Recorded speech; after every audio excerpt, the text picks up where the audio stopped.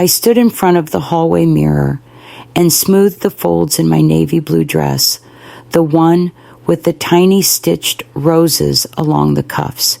It was modest, soft against the skin, and always made me feel a bit like myself, even when I barely recognized the woman in the glass. I hadn't worn it in a while. The occasion didn't often call for anything more than sweatpants and cardigans. But tonight was different. Nolan and Leona's housewarming dinner, a celebration of their new life in that wide-windowed house by the golf course. The one I had quietly helped them buy. On the kitchen counter, a small gift sat wrapped in gold paper, a sketch pad, and watercolor pencils for Mara. She had always loved to draw, though I wasn't sure if anyone in that house noticed anymore. I tied the ribbon twice tighter than necessary. I glanced at the clock. Still over an hour to go. I imagined the table already set Leona, directing place cards like a wedding planner, Nolan lighting candles and making awkward conversation with her co-workers. I wasn't looking forward to it exactly, but I had expected to be there. I was supposed to sit near Mara, maybe pass her the butter rolls when Leona wasn't looking. The sharp buzz of my phone made me flinch. I reached for it automatically, my thumb sliding across the screen. Don't come. Leona doesn't want you there. I read it once, then again. The message was short. No punctuation, no emotion, no signature, though it didn't need one. I didn't reply right away. I just stood there, one hand on the counter, the other still holding the ribbon I had trimmed for the gift. My chest felt hollow, not aching, just emptied. I sat down slowly, the edge of the kitchen chair cold against the backs of my knees. My phone rested on the table like a stone. After a minute, I typed 2 letters. Okay. I pressed send. Across the room, the soft glow of the desk lamp illuminated the drawer I rarely opened, the one filled with paperwork, yellowed envelopes, neat columns of ink. I looked at it for a long time before I finally stood and walked over to it, my hand hovering above the worn brass knob. The drawer opened with a familiar creak, the kind that always made me think of my late husband James and his habit of oiling every hinge in the house. He used to say, a home should never creak, it should sigh. Inside, everything was where I had left it, folders stacked by color, labeled in my handwriting. Some were barely touched, but one thick and worn at the edges had a small sticker on the tab, Nolan and Leona. I placed it gently on the table, sat down and flipped it open. The receipts spilled out like a ledger of choices I thought were love.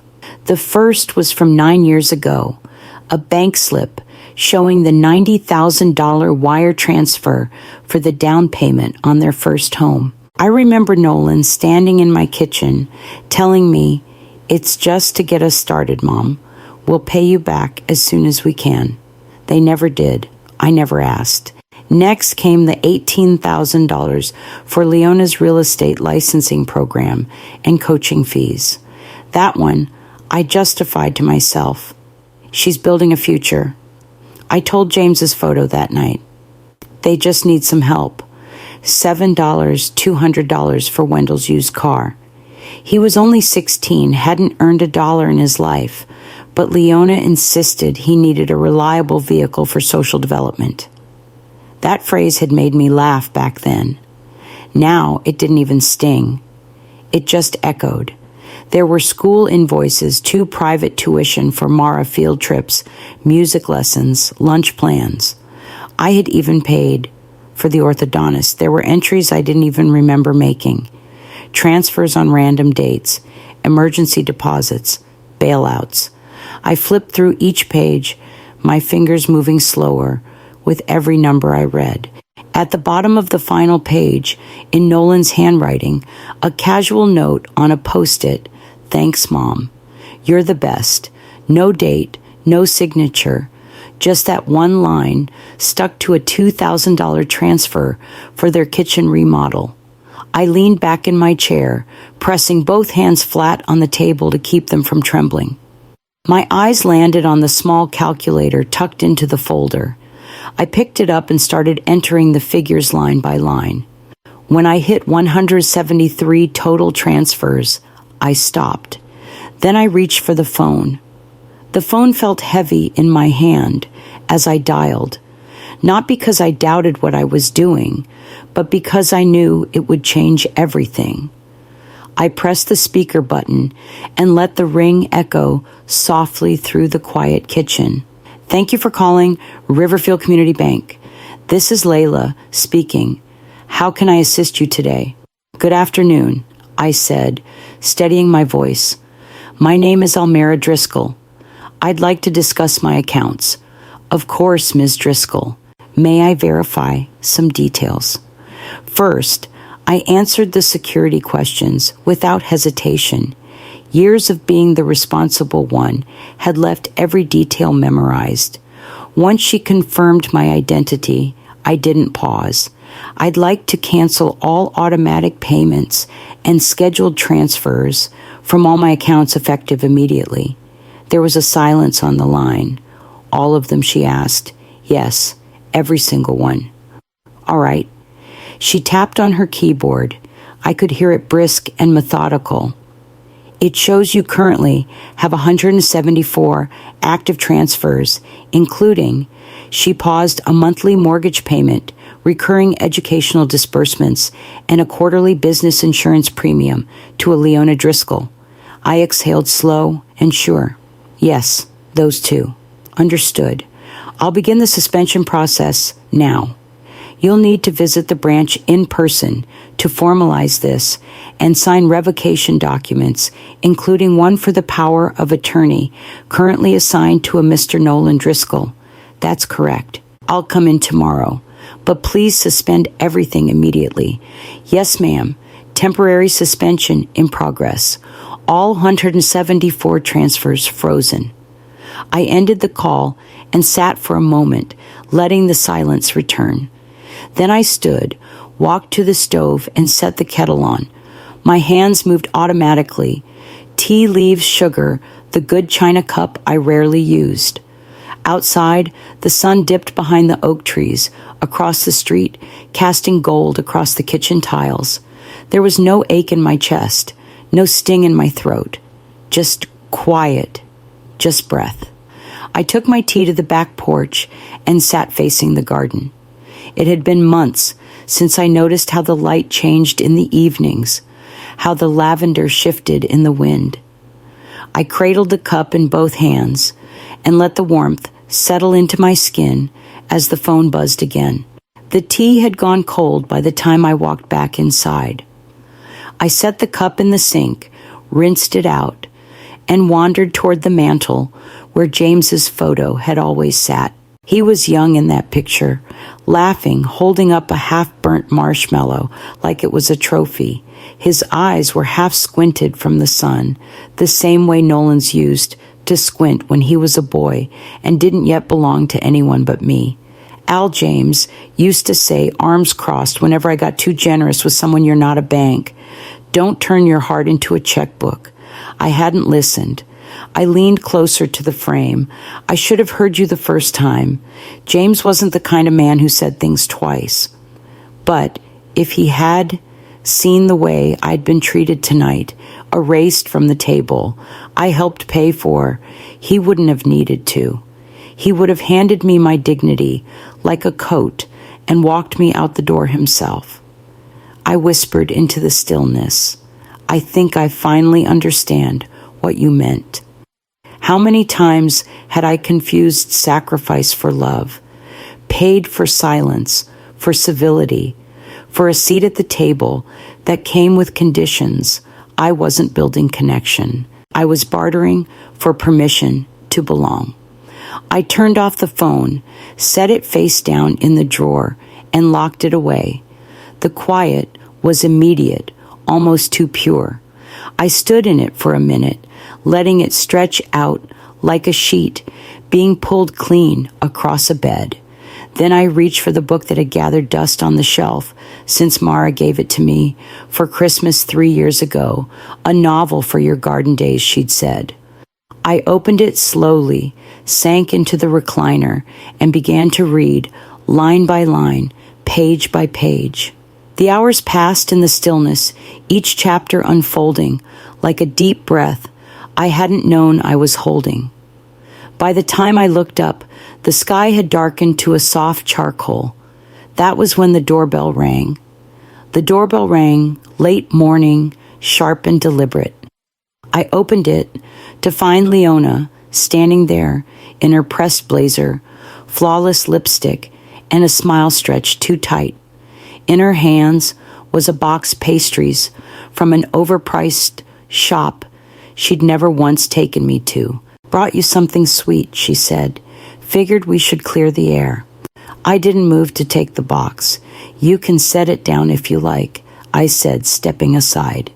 She walked in like she always did, head high, scanning the room like she was checking for dust. I didn't offer tea, didn't ask her to sit. Almera. She began placing the box on the counter. I think this whole situation got blown out of proportion. It was one dinner, a misunderstanding.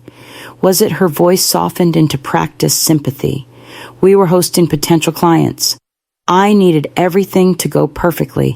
I thought it'd be easier, less complicated, if I weren't there. I didn't mean it like that. I met her eyes. Then why did Nolan send me a message saying exactly that? She blinked. He was just trying to keep things calm. I was stressed, and now you're stressed again because the money stopped. Her smile faltered. That's not fair. You're right. It's not. But neither was pretending to care about me when it was convenient. The mask cracked, then just a hairline fracture in her composure. Don't think this is over, she said, her voice lower now. You're putting Nolan in a terrible position. And Wendell, they're your family. I nodded slowly. Yes, and for years I thought that meant sacrificing myself for them. She gathered her bag. You'll regret this. Maybe, but not today. She turned and left without saying goodbye, her heels clicking like punctuation marks behind her. I didn't touch the box she brought. I didn't watch her drive off. Instead, I picked up my tea and looked out the window. Nolan would be next. I could feel it. Nolan showed up just before noon. No warning, no text, just a knock and a shadow through the frosted glass. I opened the door to find him standing there with a look I hadn't seen since he was a teenager, caught sneaking out the back window, guilt disguised as indignation. Mom, he said, stepping inside without waiting, we need to talk. I closed the door behind him and stayed quiet. He stood awkwardly in the middle of the living room, rubbing his hands together. Wendell's tuition is due next week. The mortgage bounced this morning. The bank called Leona.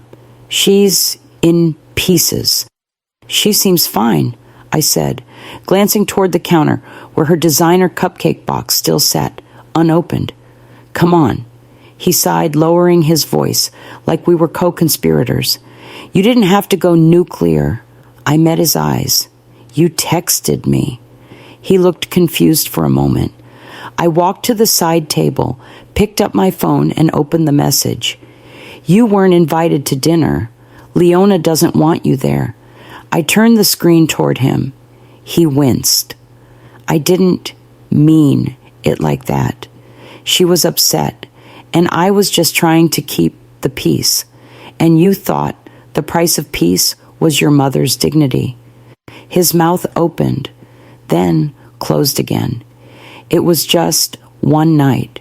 No, I said, setting the phone down. It was the night everything became clear. He sat heavily on the couch, staring at the floor. "We need your help, Mom. We can't do this without you." I stayed standing.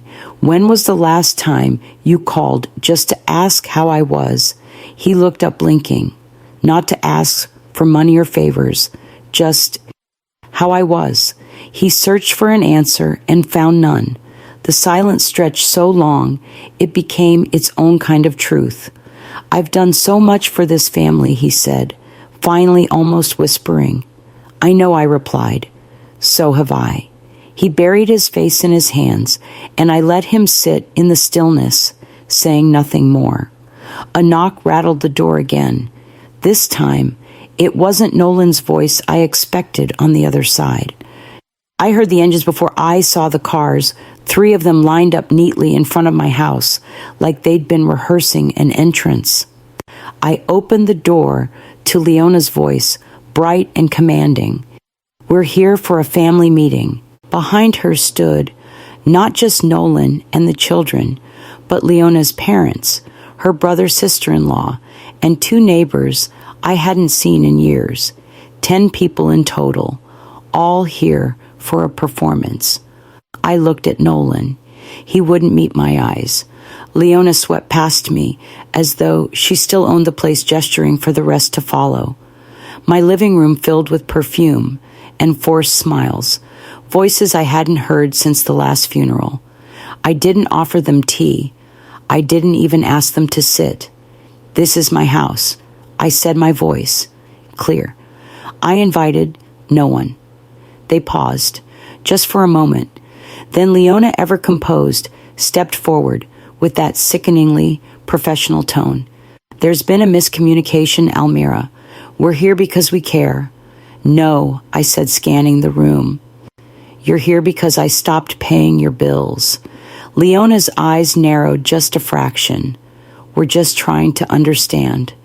Everyone here who isn't Mara or Wendell, please leave." It hung in the air. No yelling, no apology, just a line drawn, finally. Leona's parents shifted uncomfortably.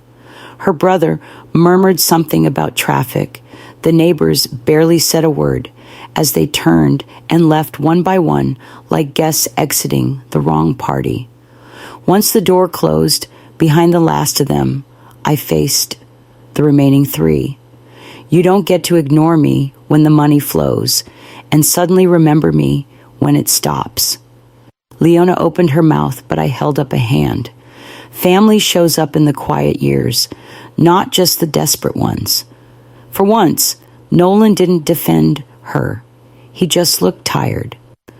I turned away, heading to the kitchen, letting the quiet stretch. I didn't know if I'd just burned the last bridge with my son or built the first real boundary of my life. He showed up the next afternoon, knocking with the urgency of someone trying to outrun a problem. When I opened the door, Wendell stood there, cheeks flushed, shirt wrinkled, eyes darting. "Grandma," he said without waiting for a greeting, "I really need your help, just this once." I stepped aside, and he barreled in like a storm. "I need $7,000. My credit card's maxed, my rent's overdue, and my car won't start. I swear I'll pay you back. I just need a little breathing room." He rattled off the words like a pitch, the same way his mother does when she's trying to sell a house. He even used the same tone, half desperation, half expectation. I let him finish without interrupting. Then I walked over to the end table, opened the drawer, and pulled out a card. "I spoke to Lorene this morning," I said. "Her law office needs a part-time assistant filing phones, light office work. It won't fix everything, but it'll help. You can start next week if you call her." Wendell blinked. "That's not what I asked for."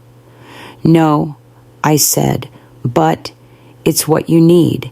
He dropped onto the couch like someone had cut the strings, holding him upright. "I can't believe this. You always said you loved me." I sat across from him and looked him square in the eyes. I do love you.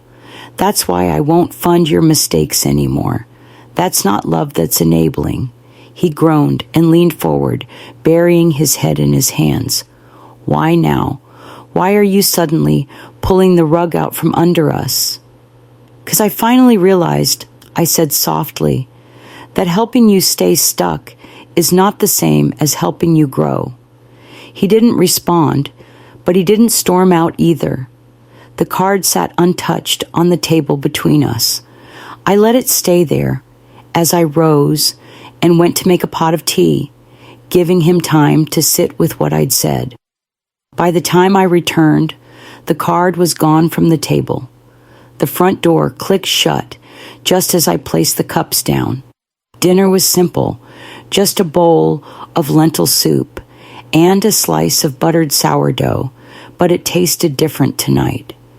Maybe it was the silence, maybe the absence of anxiety.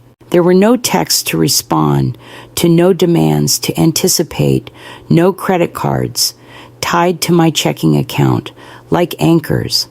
I ate slowly at the kitchen table, flipping through the last few chapters of the novel Mara had given me.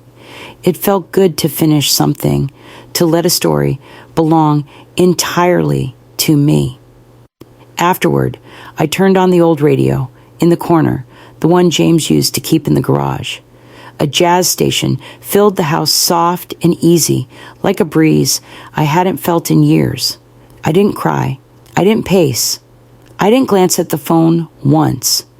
Instead, I pulled out a notebook from the desk drawer, one I used to keep grocery lists in, and wrote in block letters across the first page. Things I never did because of someone else. I stared at the words for a while, then wrote. The pen hovered above the fourth line, but I left it blank for now. It was enough to start. For the first time in a long while, I didn't feel like I was someone's mother, or bank, or burden. I felt like Almera, just Almera, a woman with quiet evenings and a kitchen filled with books and tea and music that didn't ask anything from her. I put the list on the fridge and stood back smiling at how small it looked and how heavy it felt. Then I washed my single dish and cup, dried them with care, and headed to bed. My phone buzzed from inside the drawer as I turned out the lights. I didn't reach for it. I didn't need to. Tomorrow, I was going to the community center. The sun draped itself lazily over the terracotta rooftops as I swirled the last of my wine in the glass. It was a deep, dusty red, nothing like the boxed blends Nolan used to bring to Thanksgiving. Across from me, Lorene was scribbling in her journal, her glasses sliding down her nose, a wedge of pecorino untouched on her plate. We'd spent the morning exploring Montepulciano, wandering through alleyways that smelled of stone and rosemary, and now we were letting the afternoon melt around us. My phone buzzed once on the cafe table. I glanced at it, not with dread, but with gentle curiosity. A message from Mara Grandma. You'd love the painting I'm working on. I'll send a picture soon. Miss you. She texted often now, not for money, not out of obligation, just because she wanted to. Wendell had found his footing at Lorene's law office. It hadn't been easy for him, plenty of groaning and late arrivals at first. But something shifted once he realized no one was going to swoop in and fix things anymore. He'd started walking straighter, talking slower, learning the difference between guilt and gratitude. As for Nolan and Leona, they'd sold the big house 3 months ago, downsized to a condo near the freeway. I'd heard through a neighbor they were renting now. The calls had stopped. So had the excuses. I didn't miss the noise. I picked up the phone and turned it off. No ceremony, just peace. Lorene looked up and smiled. Ready for dessert, always. As she waved to the waiter, I leaned back in my chair, letting the breeze lift my hair from the nape of my neck.